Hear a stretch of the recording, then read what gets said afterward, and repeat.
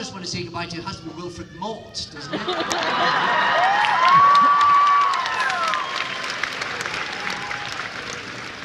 Because then it was his fault, frankly. And because it's very hard to look at Bernard Cribbins and not feel moved, frankly. Oh, I don't know. That's an impossible question. They were very different, weren't they? Because one of them was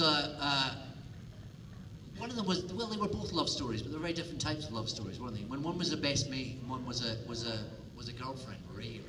I know we don't say it, but she sort of was. So that's a very different. And I think what was tragic about the Donna one was that he had to remove all that joy from her, take all that, all those wonderful experiences, and I think that was the tragedy of that goodbye. The tragedy of the goodbye from Rose, of course, was that they could never see each other again until they did.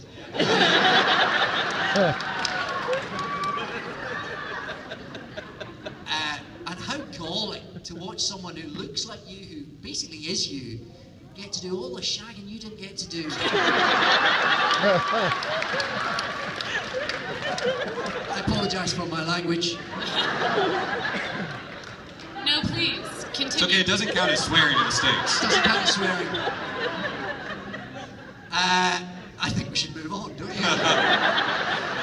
I think the answer to go with is because now I'm telling you what answer to go with. I mean, it seemed like you had the hardest time saying goodbye to yourself, actually, and I was sort of unique within the show, Like, you didn't want to go. No, I didn't want to go, and that worked on many levels. Yeah, it was very. Yeah, no, it was such a. And again, we come back to Russell T Davies because he created this extraordinary emotional journey that my character got to go on. That there was all this tragedy, and he started off as such a sort of bouncy puppy, and 4.5 years later, he was put through several ringers, and it was. But that's when you play a character who ultimately has to be in the same position at the end of the story as he was in the beginning. To find all those different emotional tunes to get to play as an actor through that character was such an extraordinary privilege, really, and that's what Russell did, and that's what the show continues to do, I think. All right, thank you. Thank you. Hello. Hello. First of all, thank you so much for coming here. It's amazing. Oh, you kidding? It's great. Thanks for having me. And my question is, was there anything at the end of your run as the Doctor that you were allowed to keep, and is there anything that you wish you could have kept? What do I admit to now? Pretty certain the statute of limitations is passed, so you can't be taken in for anything. Well, I got presented with a little box by Phil Shellard, our head of props. He gave me it was a little case, and within it there was a stethoscope and a psychic paper and a little torch, which we actually very rarely used, but that was also one of the characters' sort of props, and a sonic screwdriver, and they were all given to me in a sort of presentation box, which was a very lovely thing. And I've got a copy of the costume, certainly hanging somewhere, top secret location. I don't know that I took anything else. Did I take anything else off the set? I think I did. Certainly nothing that I'm going to admit to. But we all need a pension. So, no, I think I just took what I was allowed to take. I think. I can't remember anything else. You would be off by like a police interrogation. That would be terrible. Yeah. I don't think I killed anyone. What was I doing? How did that blood get on my clothing? Let me give you some DNA just so we can check. Sounded rude. So nothing he admits to, but nice little sets. You could always go back to the set now and then take something. Oh, I do that now every time I pass it. Yeah. Blame it on Capaldi. He's very light-fingered. Thank you very much. Hello. Who's your favorite Doctor Who villain? Oh, my favourite villain. That's tricky. I find it hard to have favourites of any of them, really. feels wrong to have a favourite. It's like choosing between your children. It feels, that would be inappropriate. Who's my favourite villain? I suppose if we're talking villains rather than monsters, which I'm going to choose to do, then I suppose I had a great time with John Sim as the Master.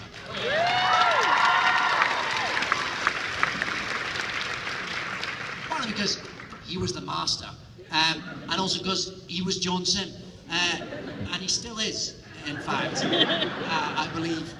So, again, they were, just because they were great, sort of juicy stuff to get your teeth into, and when you're playing opposite someone as brilliant as John, and when he's playing it with such kind of bonkers energy, and you get to play those wonderful scenes that they're about the story, and they're about the jeopardy, and they're also about character, and that's the stuff that's always so kind of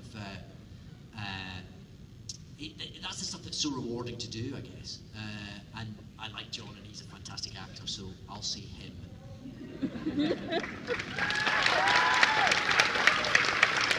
The young lady actually ran away after you started. Did she? Apparently it was not a satisfactory answer for her. She's like, I'm out. I'm sorry.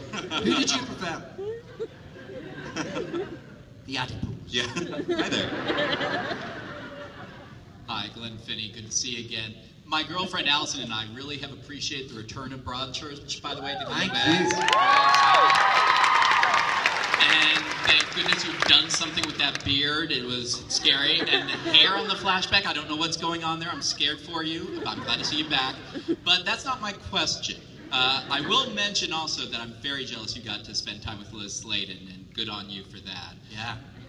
But my question is this. Watching you in Casanova, which was great. But when I'm looking at it, I'm like, there's things there that I see then in your Doctor, in the 10th Doctor. So my question to you is, how did you come up with sort of the characterizations and mannerisms you used in Casanova? And do you think some of that carried over? And if so, what was deliberate and what just kind of leaked through? I think what carried over, well, obviously, again, we say Russell T Davies, and he wrote both of them, as I'm sure you're aware. So, and indeed, the 10th Doctor, the very fact that there was going to be a 10th Doctor, came around in quick succession to the filming of Casanova. So, I think Russell, and indeed, that was in some ways my audition for the role, although I didn't know it at the time. So I think anything that I was doing in Casanova was probably influencing the way that Russell then went on to write that character, I guess. I think in some ways there was a lot of the Doctor in Casanova to begin with, because I think, that sense of adventure, that sense of sort of wonder, that sort of puppy dog enthusiasm, I think, was something that Russell very specifically carried on from one end to the other, and they both look a bit like me.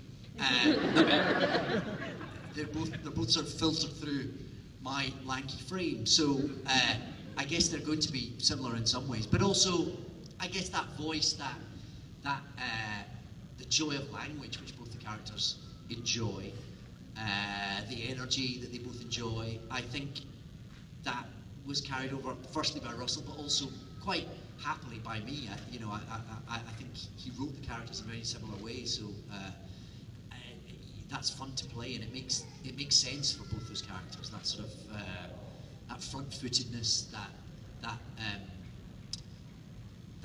wide-eyedness, that innocence, actually, in a way, which is not necessarily what you might expect of Casanova. But again, I think that's the brilliance of what Russell did with that character. So I'll blame Russell for that too. Thank you. Somewhere Russell is just going to get all these fan letters. They're like, your fault, your fault. What time is it over there? We should call him up. Give him a call, yeah. Hello. My question is, of the companions that came on after your term, which one would you like to work with? Do you know, I think I've worked with them all. I worked with Karen while I was still in Doctor Who. I worked with Arthur in Broadchurch. And I worked with Jenna on the 50th anniversary. That's them all, isn't it? Yeah. Yeah. Yeah. So, at the risk of being able to avoid answering a very awkward question, I love them all in very particular ways. I believe the official answer is splendid chaps, all of them, isn't it? I think that's the official answer. So I'm going to stick with that. Thank you. Thank you. And you worked with Capaldi, so Yes. you're just knocking them all out of the park. Exactly. Yeah. You can only be in Doctor Who if you were in it when I was there. I think that's the rule. New rule. Yeah, that's the new rule. Everybody's going to go back and watch old episodes and be like, Yeah. I think that's it. Yeah. I think that's the next Doctor. So we can cast the 13th Doctor now from someone who's already been in it. In this room. Yeah. Raleigh, you have the power. Yeah. Don't go crazy. Hi. Hello, welcome, by the way. Thanks. Please. My question is, I enjoy Broadchurch and Doctor Who both very much. I recently got into Broadchurch, and I noticed similarities between the Doctor and Alucardi. They both have, an emotional background, and they both try to stay doing what kind of gives them pain in a way, I think. Sure. So my question for you is, when you were filming both of them, what was the difference in how you portrayed the characters? Well, I don't think you sort of are aware of what of striving for any differences or similarities between characters, really. All you try and do is the script comes in and you try and interpret it as best you can and filter it through the person and the actor that you are. So within that, you're not kind of going, oh, that's a bit like that character I played in that, or this is different from anything I've done before. You just try and make that person or alien or whatever it might be, or dragon, you just try and make them as believable and as real and as complicated and as honest as you can, really. So it's for others to, I suppose, judge what's similar and what's different between the work that you do. I mean, there's part of me, that's a bit of an old lovey that likes the idea of sort of transforming yourself from one thing to another, whether that's by growing a beard or cutting your hair or wearing blue contact lenses or whatever. Those are little moments of being someone other than yourself is something that you strive for. But at the same time, you're also trying to tie everything into kind of an emotional sense that you can identify with as well. So it's a bit of an amalgam of all that, I suppose. Which is my long-winded way of saying I don't know. Thank you. Thank you. I think part of that also, growing a beard, putting eye contact lenses in, perhaps painting yourself purple. For everything that you cannot say, what I will ask about joining Marvel's AKA Jessica Jones. Yes. Which is pretty much, you can't say anything, I guess. Yes, you see my body language immediately. Yes, that's tense enough. No, just overall. All have snipers. You see these slits? All over. They follow you everywhere you go as soon as you join. Even at your home. Yeah. But no, just overall, I mean, talk about the excitement about joining the Marvel Universe and what about it just kind of stokes you the most? Because it's the Marvel Universe. That's it.